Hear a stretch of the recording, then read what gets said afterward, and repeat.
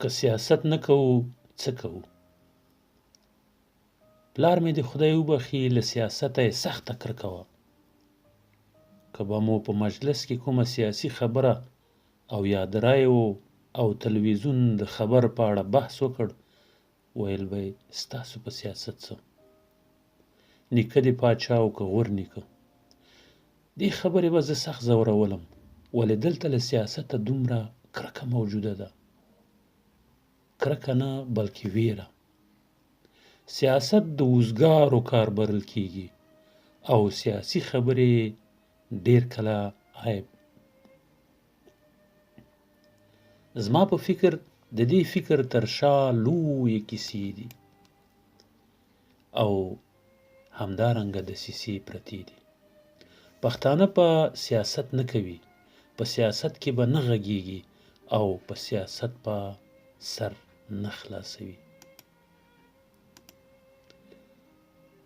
ټول پوهیږو که په سیاست مو سر خلاص شو، لوبه او لوبغاړي مو وپېژندل، نو بیا د خاینانو کیسه خرابه بوله او د جاسوسانو نارې بې تاثیره.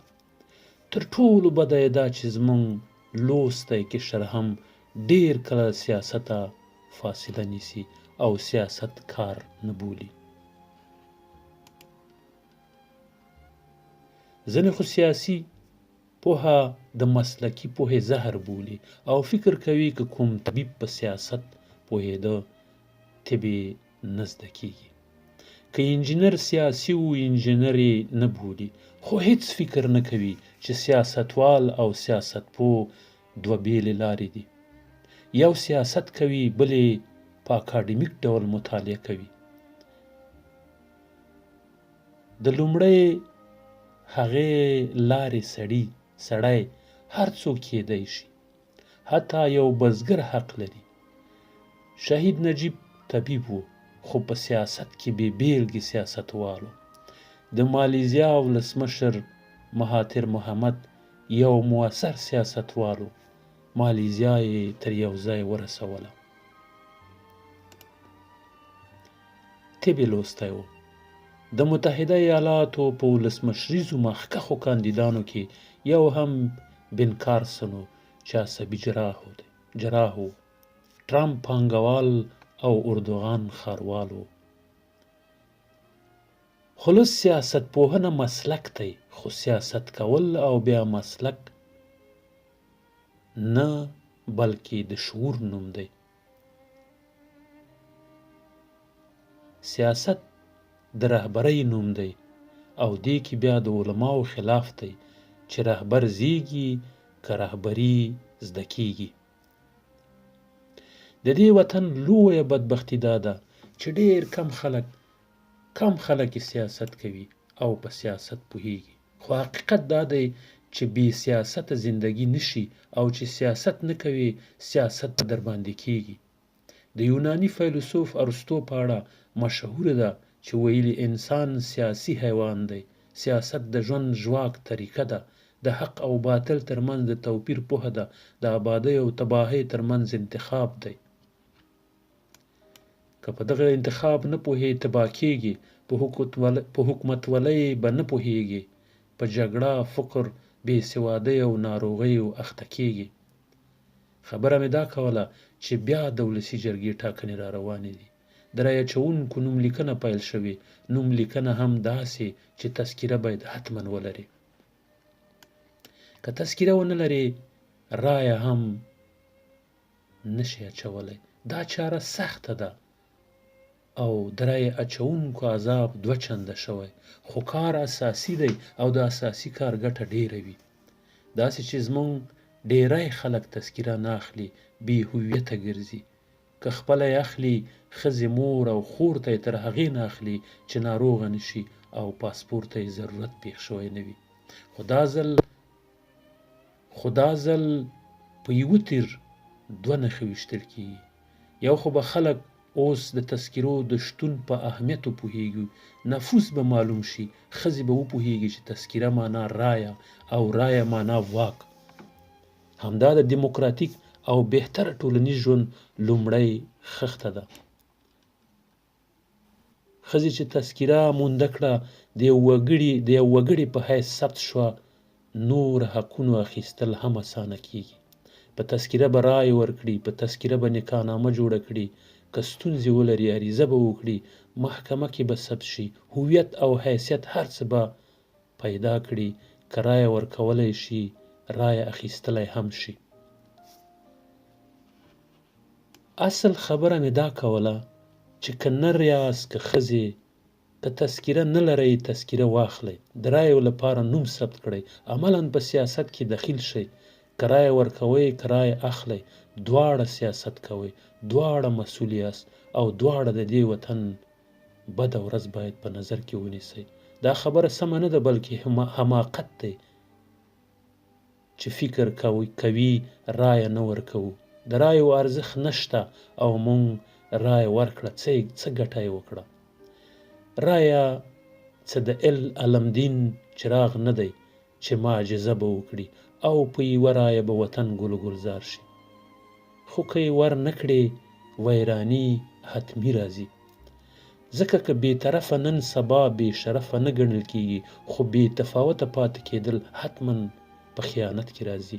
ملتونه چې ړنګ شوي د بدو خلکو له بدۍ نه بلکې د بدو خلکو له بدۍ نه بلکې د ښو خلکو د خاموشۍ له امله ړنګ شوي. هماغه ده چې خلا رامنځته شوې او شیطان پکې ځاله کړې. موږ مسؤل یو، موږ ټول مسؤل یو، له مسؤلیته خلاصون نشته.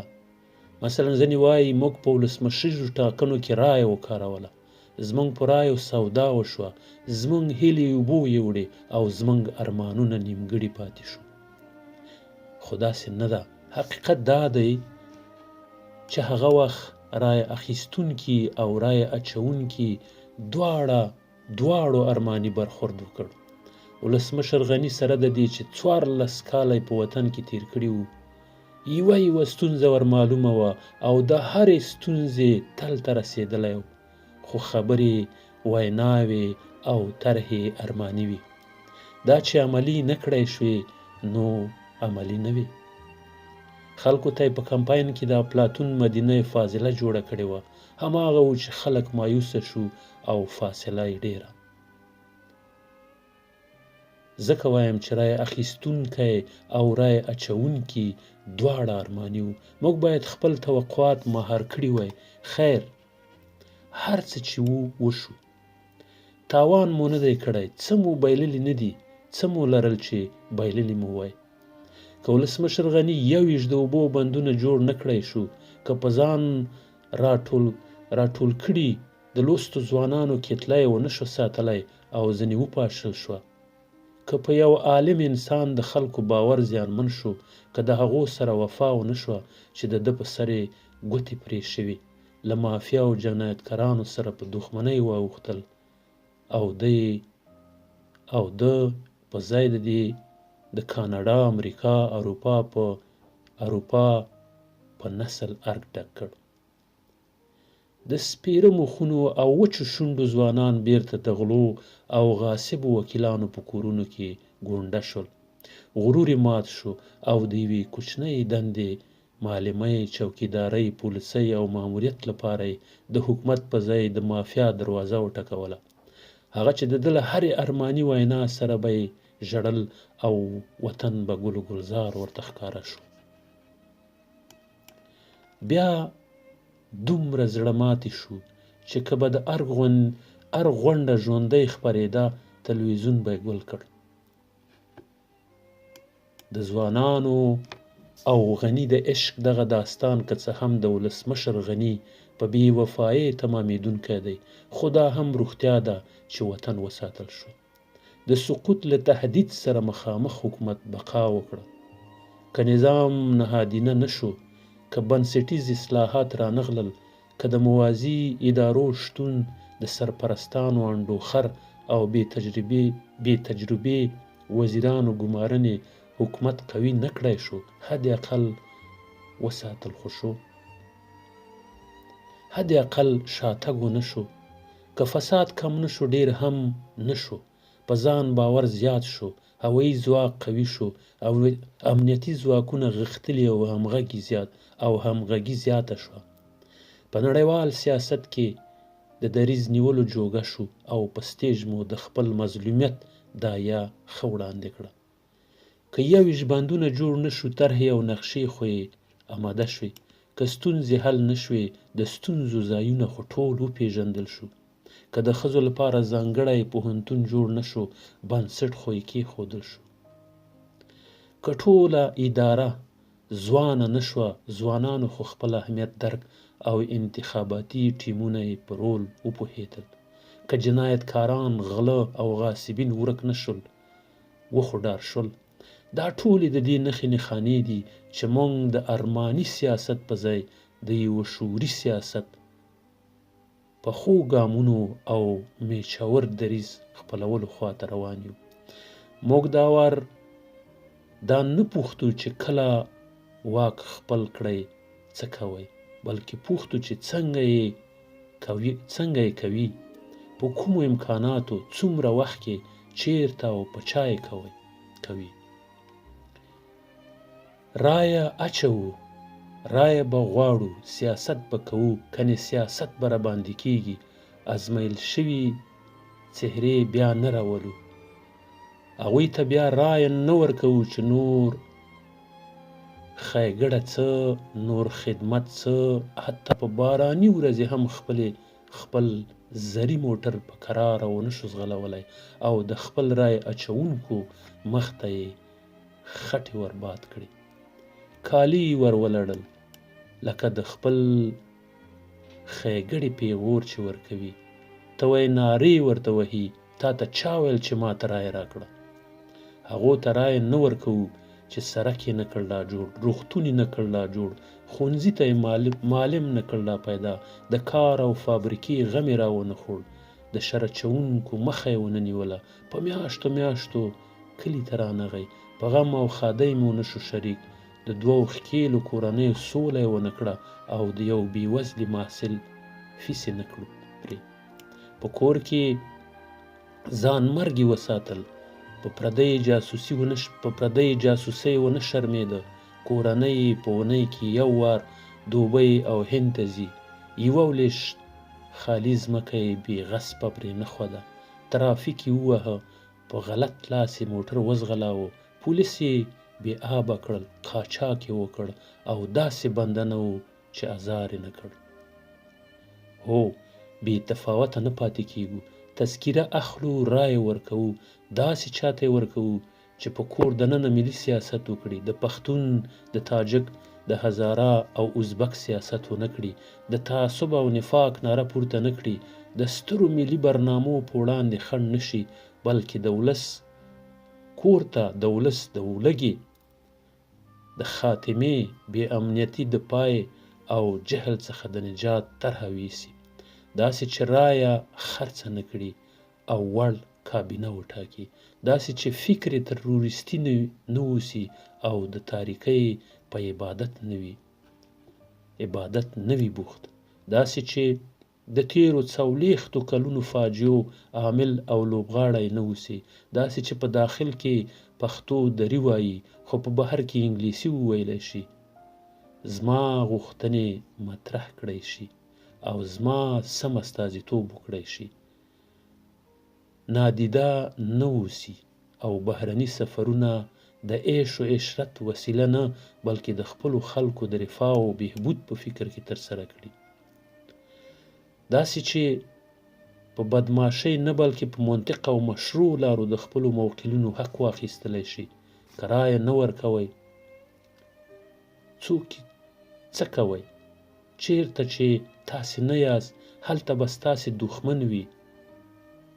چیرته چې تاسې نه یاست هلته به ستاسو دښمن حضور پیدا کړي. هر ځای چې د وطن د خیر خبره وي ځان وررسوئ. په خاموشه ملتونو کې خاینان زیږي. دا ټاکنې د ولس او مافیا ترمنځ جګړه ده. د شریف او بې شرفه ترمنځ انتخاب دی. د خاین او خادم ترمنځ توپیر دی. وخورئ ډوډۍ له غلو، غاصبینو، وطن فروشانو او جاسوسانو وخورئ. دا ستاسې غلا شوی رزق دی. هر څومره چې تاوان ورسولی شئ ور ویې رسوئ. په کمپاینونو کې جیبونه ور خالي کړئ. له دوی څخه په بله لار د دې ملت غلا شوی ثروت بیرته نشي اخیستل کېدی.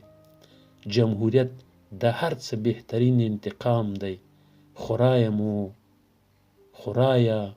مه ورکوئ. د دیموکراسۍ له لارې انتقام واخلئ، داسې چې د لکونو ډالرو له مصرف وروسته هم راڼه حیران وګوري، بیا نه پارلماني مسؤلیت ولري او نه د نور لګښ پیسې. ویښ ملتونه ورځ تر بلې د سیاسي پختګۍ خواته ځي او د سیاسي شعور له لارې د ملت له دښمنانو غچ اخلي، ماتوي، شرموي او د تل لپاره یې له صحنې وباسي. د تاریخ محکمې ته یې وړاندې کوي او د راتلونکو نسلونو لعنت ته یې سپاري. درځئ د رایو لپاره نوم لیکنه وکړئ او د هغو په وړاندې په جرأت ودرېږئ چې ستاسې د اولادونو وینې یې زبېښلي، قصرونه یې جوړ کړي او زموږ په زګیرویو کې سرودونه غږولي. ستاسو خلوص او سپېڅلتا ته یې د سادګۍ نوم ورکړی او شرافت مو زوف بلل شوی.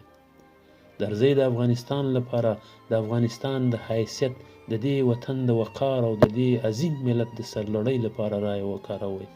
داسې افغانستان جوړ کړئ چې ماشومان مو سوی تازي، نجونې مو سوخته او ځوانان مو وچو شونډې ونه ګرځي. د بادماشانو او قاچاقبرانو په وړاندې ودرېږئ چې بچي مو اختطاف نشي او ښوونځي ته